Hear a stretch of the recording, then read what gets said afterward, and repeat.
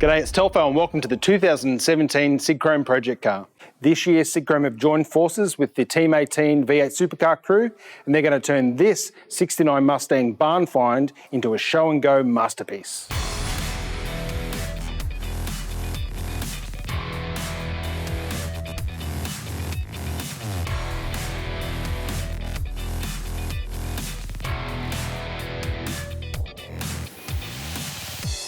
Right, I'm here with Mark Grange from Team 18. G'day Mark. How are you? Pretty good. Mate, tell us a bit about this Mustang and where it's come from. Well, I believe it's a San Francisco found car, 351 FMX 9-inch. Last we heard it's been garaged for 20 years.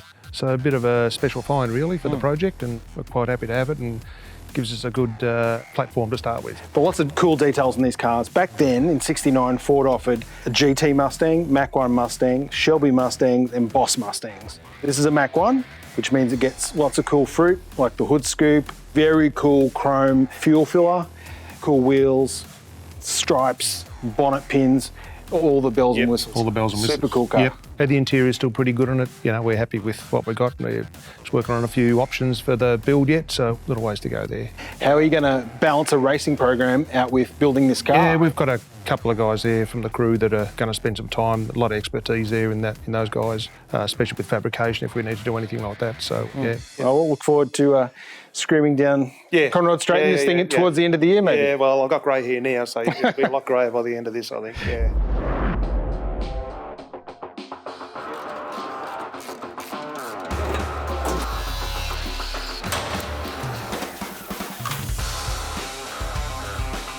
We're down here at Team 18. This is day one of the project. I'm here with Luke King. Luke, tell us before we get stuck into this car, what's your job here and what do you normally do when you're not building Mustangs?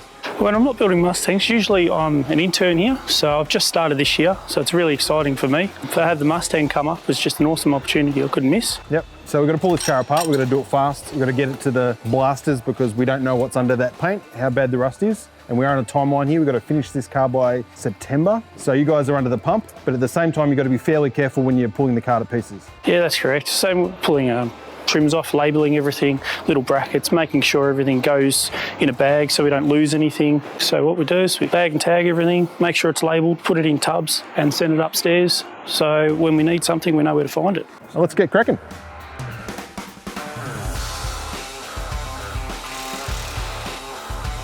These guys are under the pump and they are hooking into it. Absolutely, yeah. There'll be no rest. Yep. So it's weekend work and everything, so they're committed to it. They're all gung-ho about it, which is good. So today the plan is to get the doors off and bonnet panels off, etc. First thing is the engine, get that out, transmission, so we can start on those. Yep. And then the rest of the stuff, we'll just do an order list as we go, so yeah.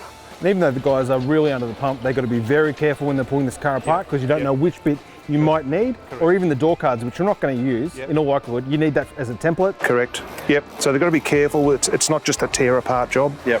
Well, they know anyway that they've just got to pull it apart gently. Yeah. And orderly, really. Yeah.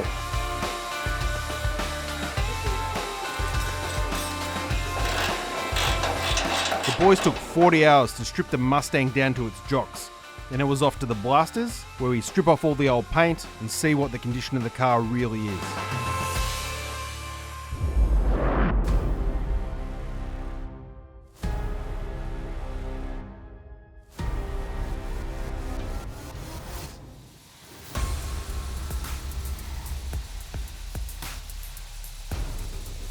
My name is James. I'm the blaster here at Blast & Peen Melbourne in Keysborough. Now, I've looked at the shell before it came in. It's probably the best shell I've seen as far as rust and damage is concerned. Sandblasting is a bit of a, don't like saying it's a bit of an art, but it's not as easy as pointing a hose at something or watering daisies. A few considerations, obviously. You can't overheat the panels. You can't hit one particular area for too long. You can warp a panel, and it's pretty easy to do that. So you wouldn't want to get somebody who's never blasted anything to blast a car, especially an expensive one.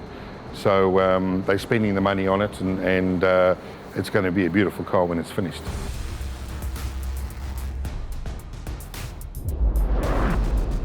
Now, our Mustang needs a tough motor, so the build was entrusted to Charlie Saliba, who has been building performance and race engines at the highest level for decades. Charlie, why this thing is disgusting? Why is it so disgusting? It's pretty bad, isn't it? Yeah, look, it's a lack of service, lack of oil change, and just, I guess, the age of the thing, you know, it's not something you see every day, but that's what you get.